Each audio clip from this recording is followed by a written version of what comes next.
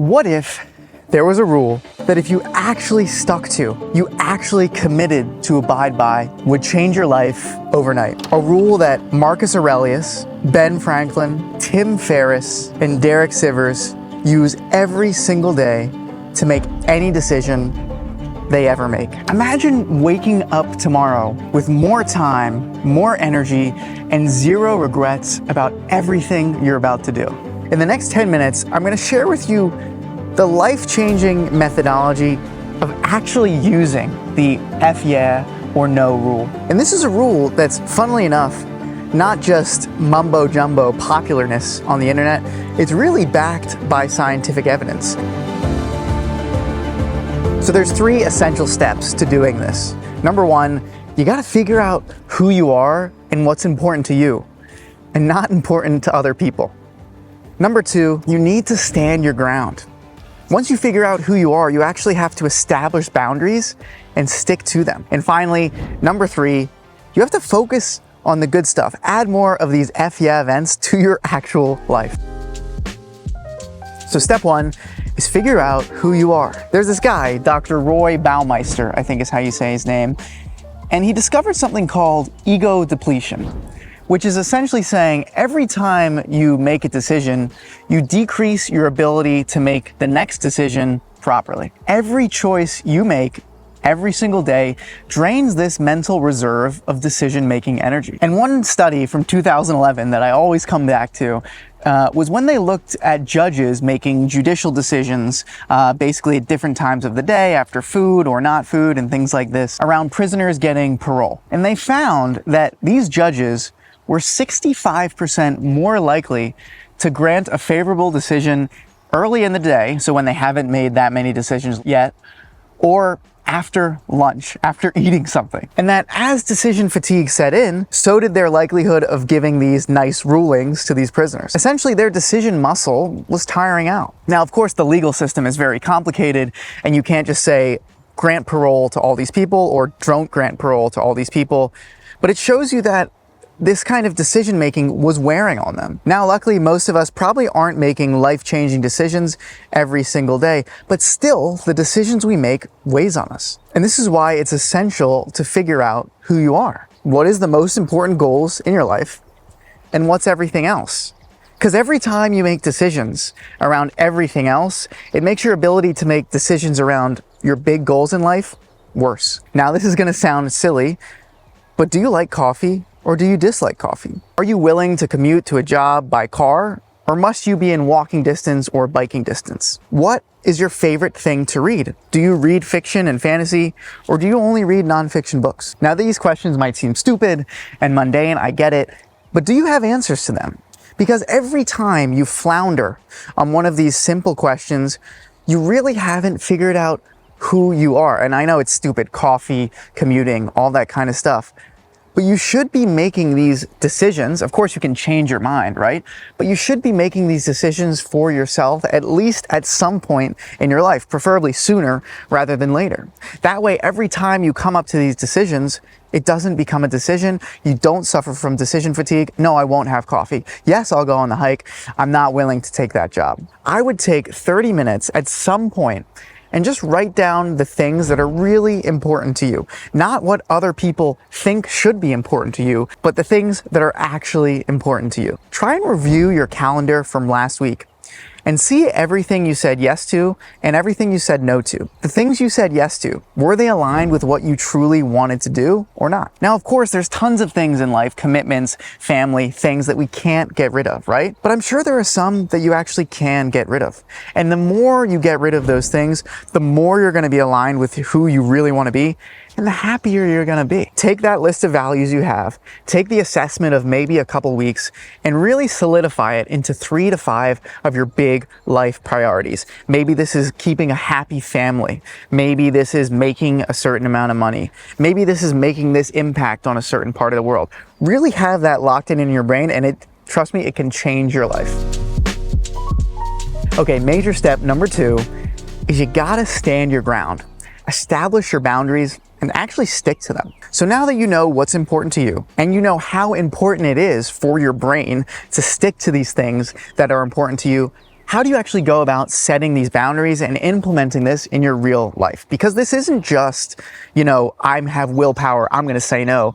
This is really about your mental health. A couple psychological studies look deep into this, and they call this sociotropy, essentially people-pleasing behavior. Chronic people-pleasers have higher rates of depression, anxiety, and even show lower immune function over long periods of time. So one of my favorite pieces of advice, I don't know, there's like certain adults throughout my life that have said something to me, and then it's just stuck with me for my entire life. One of these was when I was 13 years old, and I let one of my friends just cheat off of me on a test. I was just like, hey, I don't care, you can copy my math stuff. And the teacher figured it out, but he was a nice guy, and he pulled me aside and he said, Zach, could have gotten into a lot of trouble for this, right? This is cheating. It would have been a 0, affected your grade, blah, blah, blah, blah, blah. You don't have to set yourself on fire to keep other people warm. And I thought about that and I was like, wow, I don't have to set myself on fire to keep other people warm. And one fancy Harvard psychologist, Debbie Sorensen, shows that this people pleasing actually has dramatic effects on your likelihood to be burnt out. And the reason, she said, is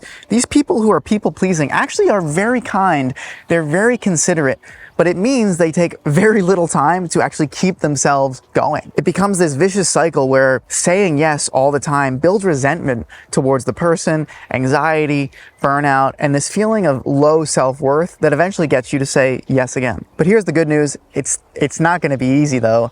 You can fix it with no. The brain is plastic, which means it can change over time. And every time you say no, you're literally rewiring your brain. If something goes wrong, if you put lots of input into it, it'll change. Some stroke victims lose functioning in their right arm because the left hemisphere, the left motor cortex just has an issue.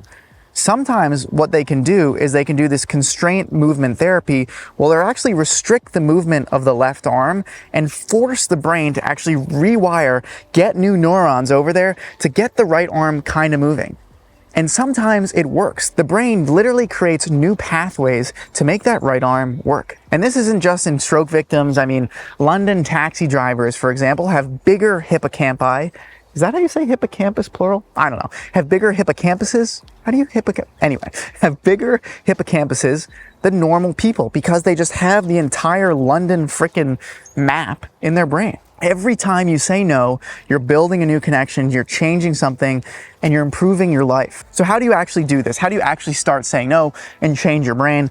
Number one, start really small. Pick some really low threshold or low energy commitment, like maybe a coffee or something that you kind of do every week but aren't that passionate about, and just say no. Number two, script your responses. I wouldn't lie at all. I would just own who you are. Just be honest with people. They'll appreciate you that much more for it. And if they don't appreciate it, those might not be people you want to hang around with. But you don't have to tell them all the details, right? You could just say, that doesn't work for my schedule right now. I can't make it. Sorry, that's not possible for me at this time. Finally, and the most helpful one for me, is when I'm feeling meh or like lukewarm about something, I'll usually just wait 24 hours to respond. I'll say something like, let me get back to you. And then I'll think it over for a day. And usually if I have that meh reaction, I'll say no later. But the problem is when you first get these requests, a lot of our reaction is to be pleasing, to be people pleasing. So we'll say, yes, of course, I'll definitely do it. But one of the most helpful things to me is when you get one of those requests, just wait 24 hours and do that second order thinking that Thinking Fast and Slow says, and say, do I really want to do this? Is it really going to be that much harm to this person if I don't do this? And here's the most important paradox about this. The more selfish you are, the less selfish you are. What do I mean? Well, in my experience, the more selfish I am to do the things that make me happy, not burnt out, and feel good, the better the interaction I'm gonna have with people around me. I'm gonna be able to help them more, do things that I actually am diving into, that I'm yeah about, and it makes their lives better too. When I start doing all these little tasks and many things that really drain that part of my brain, remember that ego weakness, that ego drain, that decision fatigue, it makes me have very low abilities and very low brain power to actually help these people out in a meaningful way. And evidence shows that doctors actually suffering from burnout have worse patient outcomes. So be selfish. For the sake of other people, be selfish. Point number 3, And the most exciting point is just add more F yeah events to your life. I think you know when this is. I know when this is, when there's just something that someone asks you to do and you're like, oh my, yeah, let's go. Let's go. I want to do that. Let's go right now. My experiences with this recently have been surfing, going on big hikes and stuff like that. I'm just like, yeah, of course I want to do that. And a lot of times we have this feeling, but we don't know where it comes from, right? But if you did step 1 and step 2, you should be able to think, okay, I know this is who I am. And this actually makes sense. This is why this is resounding with me. This is why I go F yeah about this thing, because it's who I am. And the important point here is every time you say yes to something, you're saying no to 1,000 other things. Every time you decide to read one book, you're deciding not to read 1,000 other books. Every time you decide to spend a night out drinking and having fun with friends, and no judgment here, I know it sounds like judgment, you're deciding to not have a good night's sleep and maybe not be as productive the next day. I really don't think either one is a good or bad decision. No judgment. I just think it's important to realize you're making this decision. And every time you decide to come out into the woods at 7 o'clock on a muggy summer day, you're making the decision to be attacked by flies. But that's okay, because flies are friends, not food. Okay, so let's take action here. And what we're gonna do is figure out what are these F yeah events and how we can add more of them. So number 1, go through your entire year in your head. Probably these F yeah events will just jump out to you. And write down the 10 things that gave you that true joy, that true happiness. These are great markers. These are great signs of what you're meant to be doing in life. Number 2, schedule out blocks for these F yeah events. So at least once a week, try and find 2 hours where you can do something F yeah.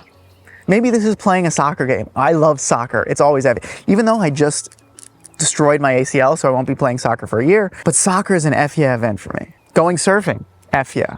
Having dinner with my family, F yeah. Number 3, pay careful attention to vampire things. The vampire test is something where after you do something, you feel like you're drained of energy as opposed to built up. Then finally, number 4, before you commit to something weeks, months, or years in the future, think if you would want to do that thing right now. If you wouldn't want to do that thing right now, why are you committing to it? So in summary, the F yeah or no rule has changed my life, and it can really take you away from being this nice guy. And the nice guy thing really isn't what's in the movies, like the mean, tough, cool guy versus the nice guy. What a nice guy, I think, really is someone who doesn't know what their values are and doesn't stick to their values. Someone who's a pushover, lets people step over their boundaries, and really is someone who isn't clear with who they are. And it's okay if you're that nice guy. I think I was that nice guy for 10 years, and I'm still that nice guy in many aspects of my life. But the more you figure out who you are and set boundaries to keep yourself in your happy place and do what's important to you, the better interactions you're gonna have with other people, family, friends, everything, and the more happy you're gonna be with yourself. The ultimate question I have for you is, what would your life look like 6 months from now if instead of being the nice guy and saying yes to every single thing that people asked of you, you only committed, you only did the things that were genuinely valuable, exciting, and important to you? I bet your life would change dramatically. But that is it. I really think this is the most important rule of my life. I really think the meaning of life, right, is figuring out what's important to you, what's not important to you, and then focusing more on the things that are important to you and less on the things that aren't important to you. But that is it. I really hope this is helpful. I really think that's the most important rule of my life. I really do think it is. Yeah, if anyone knows how to fix a knee or how to get rid of flies, especially the biting one. I mean, who invented these biting flies? Evil people. But that is it. Thank you so much for watching, and I will see you on the next one. What are these biting flies? Not only do they buzz and vomit on the food, but they also bite you. I mean, who invented these things? Devil. The devil, in this devil.